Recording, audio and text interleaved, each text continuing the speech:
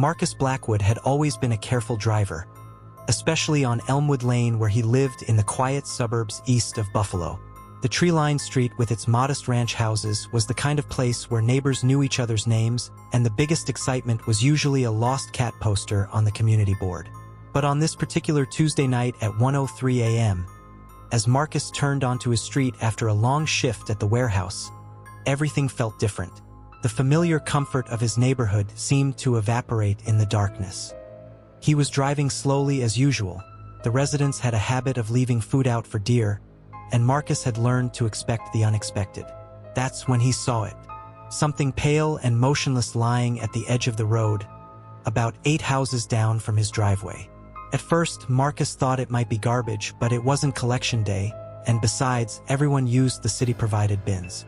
As he got closer, slowing his Honda Civic to a crawl, his headlights illuminated something that made his blood run cold. It was definitely a person. Someone lying completely still on the grass verge, wearing what looked like a white shirt with dark stains that could only be blood. "Jesus!" Marcus whispered, pulling over. His hand went instinctively to the door handle. Someone was hurt, maybe dying, and he was the only one around to help. But as he started to push the door open, something stopped him. A feeling he'd never experienced before. A primal warning that seemed to scream from somewhere deep in his gut. Every instinct told him to get away, to drive home and call for help instead of investigating alone. Marcus hesitated, torn between his desire to help and an overwhelming sense of danger. The person hadn't moved at all. If they were injured, every second counted. But that feeling, "I'll get help," he decided, pulling the door closed. "I'll call 911 and come back." He sat back in his seat, grabbed his phone, and hit the accelerator. His house was only 10 seconds away. He'd be back with professional help in no time. But as Marcus pulled into his driveway and stepped out with 911 already dialing, everything changed. The figure on the road suddenly sat up, turned to face him directly, and then stood. Even from 2 houses away, Marcus could feel those eyes boring into him through the darkness. 911, what's your emergency?" The dispatcher's voice crackled through his phone. "I need police on Elmwood Lane," Marcus said, backing toward his front door while keeping his eyes on the figure. "There's someone acting strange, and I think they might be." The person began running straight toward him. Marcus turned and sprinted for his house, his heart hammering against his ribs. Behind him, he could hear footsteps pounding on asphalt, getting closer with each second. "Sir, can you repeat your location?" the dispatcher asked. "Elmwood Lane, East Buffalo," Marcus panted, fumbling with his house keys while looking over his shoulder. The figure was gaining on him, moving with an unnatural speed and determination that sent ice through his veins. He couldn't get inside fast enough. Instead, Marcus ran to his neighbor's yard, hoping the motion sensor lights would deter his pursuer. The lights blazed on, and Marcus got his first clear look at the person chasing him. It was a man, probably in his 30s, wearing a torn white t-shirt with what definitely looked like bloodstains. His eyes were wild, unfocused, and his mouth was moving as if he was speaking, but no sound came out. The man suddenly stopped running about 3 houses away from Marcus. He staggered in circles for a moment, as if disoriented, then stumbled across the street and disappeared into the Hendersons' backyard. "He just went into someone's property," Marcus told the dispatcher, his voice shaking. "I don't know if he lives there or if he's breaking in." Within 5 minutes, a patrol car came creeping down the street with its high beams on. Marcus flagged down Officer Patricia Santos, who initially seemed skeptical of his story. "Could have been someone drunk trying to get home," she suggested. "No, you don't understand," Marcus insisted. "He was lying there like he was dead. Then when I went to get help, he came after me like he was hunting me." Something in Marcus's voice must have convinced her, because Officer Santos's demeanor changed immediately. She radioed for backup and sped off toward the apartment complex at the end of the neighborhood, a place known for drug activity and domestic disputes. Marcus never found out what happened that night. Officer Santos returned an hour later to take his full statement, but she wouldn't reveal whether they'd found the mysterious man or what condition he might have been in. Just keep your doors locked and call us if you see anything else unusual," she advised. For weeks afterward, Marcus couldn't shake the memory of those wild eyes and the way the man had moved. Not like someone injured or disoriented, but like a predator who had been waiting for the right moment to strike. He started taking different routes home from work, installed motion sensor lights around his entire property, and always checked his rearview mirror twice before getting out of his car. The incident changed how Marcus saw his quiet suburban street. What had once felt safe and predictable now seemed full of shadows and potential threats. He couldn't help wondering, if he hadn't trusted that gut feeling, if he'd gotten out to help immediately like his first instinct told him to, would anyone have ever seen Marcus Blackwood again? And again, guys, if you want to send me your stories, I've put a Gmail address in the description where you can submit your stories. With that, I hope you guys are staying healthy.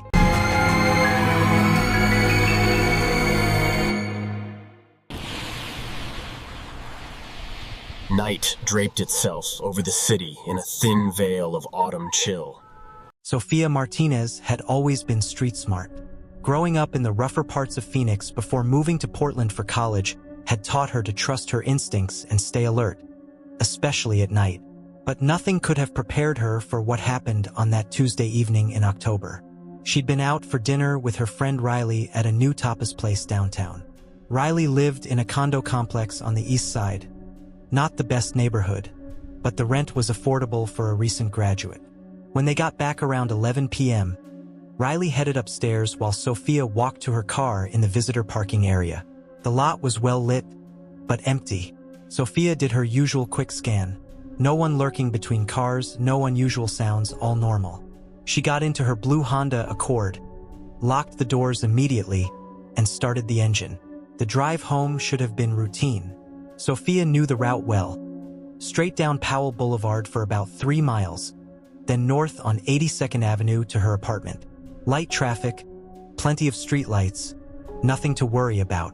At the first red light, a white SUV, a Chevy Tahoe, she thought, pulled up in the lane next to her. Sofia glanced over casually, the way you do when you're bored at a long light. That's when she saw him staring at her.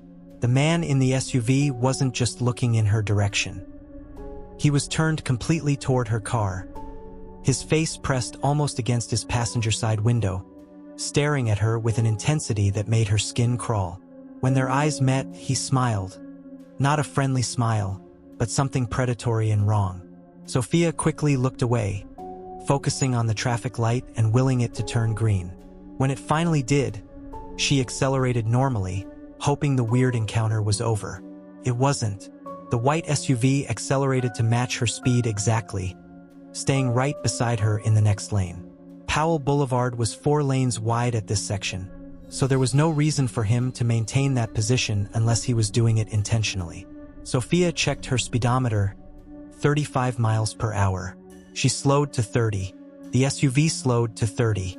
She sped up to 40. The SUV sped up to 40. "Okay, this is not normal," she muttered, reaching for her phone. She texted her friend Riley, "Weird guy in white SUV seems to be following me. Probably nothing but keeping you posted." For the next 10 minutes, the SUV stayed right beside her. Every time Sofia glanced over, the man was still staring at her, sometimes pointing or making gestures she couldn't interpret through the windows. When the road narrowed to 2 lanes due to overnight parking, the SUV had to drop behind her. Sofia felt a moment of relief until she realized he was now tailgating her, staying close enough that his headlights filled her entire rearview mirror. Her phone rang. It was her boyfriend, Miguel. "Hey, babe," she answered, trying to sound calm. "Sof, I got your text to Riley. She forwarded it to me. Are you okay?" "I think so," Sofia said, but her voice was shaking now. "This guy has been following me for like 15 minutes. He's right behind me now." "Where are you?" "Still on Powell, coming up on 52nd. "Okay, listen to me. Do not go home. Do not turn onto any residential streets. Stay on major roads where there are other people and lights." As if the man in the SUV could hear their conversation, he suddenly pulled into the left lane and accelerated until he was beside her again. This time, he rolled down his passenger window and was shouting something at her, gesturing frantically for her to roll down her window.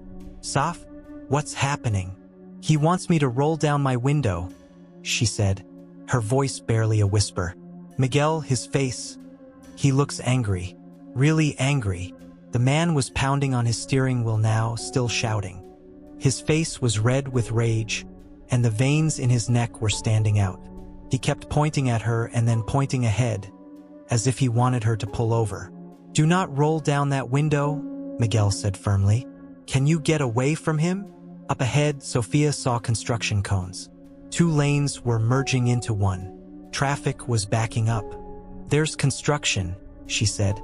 "I'm going to try to get ahead of him." She accelerated and moved to the far left lane just as the lanes merged. The SUV got stuck behind a semi-truck in the right lane, unable to follow her. "I think I lost him," Sophia said, checking her mirrors, but her relief was short-lived. At the next light, the white SUV appeared beside her again. This time, the man had his window completely down and was leaning out, screaming at her. She still couldn't make out the words, but his expression was terrifying, like someone completely unhinged. He was pointing at her aggressively, demanding she acknowledge him. When she refused to look at him or roll down her window, he started pounding on the outside of his door, making loud banging noises that she could hear even through her closed windows. The light turned green and Sophia floored it. Her Honda wasn't particularly fast, but it was more maneuverable than the big SUV. She wove between cars, putting as much distance as possible between herself and her pursuer. For a few minutes, she thought she'd escaped. Then she saw the white SUV in her rearview mirror again, weaving through traffic just like she had, determined to catch up. "He's back," she told Miguel, who had stayed on the phone the entire time. "I'm getting in my car right now," Miguel said. "Tell me exactly where you are." 82nd and Powell. "I'm almost to the Safeway." "Perfect. Pull into the Safeway parking lot. Park right under the lights by the front entrance. I'll be there in 10 minutes. Sophia did exactly as Miguel instructed. She pulled into the busy grocery store parking lot and parked directly under a lamppost near the entrance, where several other customers were coming and going. The white SUV followed her into the parking lot and drove slowly past her car. The man inside was still staring, but he didn't stop. Instead, he drove to the far end of the parking lot and parked, keeping his engine running. "He's here," Sophia whispered into the phone. "He's just sitting there watching me." "Don't get out of the car," Miguel said. "I'm 5 minutes away." Those 5 minutes felt like hours. Sophia watched as the man in the SUV occasionally got out and walked a few steps toward her car, then got back in. He seemed to be testing whether she would run or stand her ground. When Miguel's truck finally pulled into the parking lot, the white SUV immediately started up and drove away. The man never looked back, disappearing into traffic as suddenly as he had appeared. Miguel found Sophia shaking in her car, tears streaming down her face. "It's okay," he said, holding her tight. "He's gone. You're safe." But Sophia didn't feel safe. She felt violated, hunted, like prey that had barely escaped a predator. They called the police and filed a report, but without a license plate number or clear photos, there wasn't much the officers could do. They advised Sophia to vary her routes, be aware of her surroundings, and call immediately if she ever saw the white SUV again. She never did see it again, but the experience changed her. Sophia started checking her mirrors obsessively, taking different routes home every night, and never driving alone after dark if she could help it.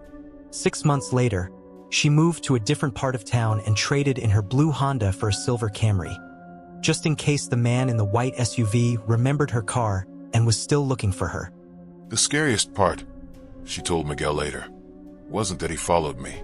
It was the look in his eyes, like he felt he had some right to me, like I owed him something just because we made eye contact at a red light."